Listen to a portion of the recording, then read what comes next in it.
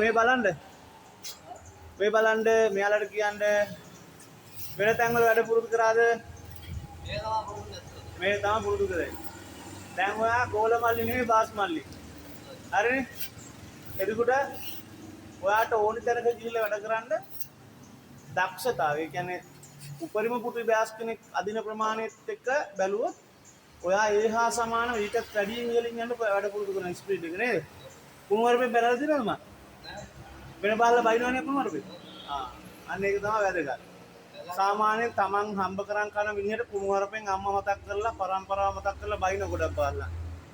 මම නම් බයින්නේ හේතුව මට ඒක පුරුදුත් නැහැ මම බයින මිනිස්සුන්ට කැමතිත් නැහැ. ඔය අම්මා මතක් කරලා බයින්නේ. ඔයාලා ඇහෙනවනේ. ඒ සයිඩ් වල හැටි මම දැකලා තියෙන සමහර සයිඩ් වල මහත්තුරු ගහනවා වැඩ කරන මිනිස්සුන්ට. ගහනවනේ දැකලා තියෙනනේ. එහෙම කරන්න එපා කාලකන්ණි වැඩ කරන්න එපා හම්බ කරන් කන මිනිහට ගහලා වැඩ ගන්න එපා.